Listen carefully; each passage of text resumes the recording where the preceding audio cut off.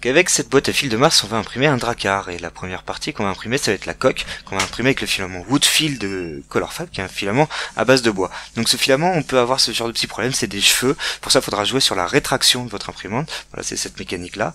Là, on verra, j'ai fait un test en fait sur 3 colonnes, et à chaque centimètre, j'ai doublé la distance de rétraction, et j'ai augmenté de moitié la vitesse de rétraction, et on voit bien que sur la fin de mes colonnes, j'ai un résultat très satisfaisant. Donc là, ça dépendra de votre imprimante, il faudra trouver les bons paramètres, mais sachez qu'il faut les augmenter par rapport à la normale pour avoir ce résultat. Après, vous pouvez toujours les enlever en post-traitement derrière aussi.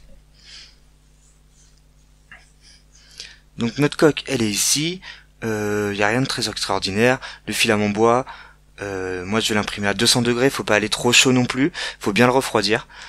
C'est un filament qui refroidit lentement. Évitez de partir sur 100 microns, après c'est faisable, mais vous pouvez prendre le risque aussi de boucher votre buse, et c'est dommage, c'est quand même un filament qui coûte cher. Moi je préfère partir sur minimum 150 et parfois 200 microns.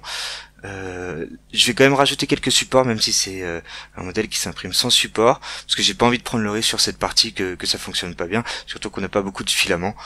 Mais après voilà, c'est à peu près tout. Une fois que votre impression est paramétrée, vous pouvez donc la lancer. Une fois celle-ci imprimée, vous prenez le papier de verre et vous prenez votre petite fiole d'huile de lin, vous munissez d'outils pour retravailler un peu la pièce et d'un pinceau. Donc la première étape, effectivement, ça va être de la poncer. On peut vous partez sur du 80, sur le gain 80 pour vraiment la première partie.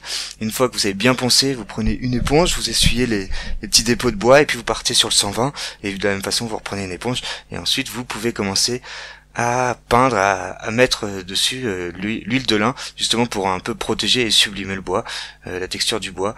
Vous pouvez laisser sécher quelques heures et en remettre une deuxième couche derrière. Voilà, donc là on a notre coque de prête.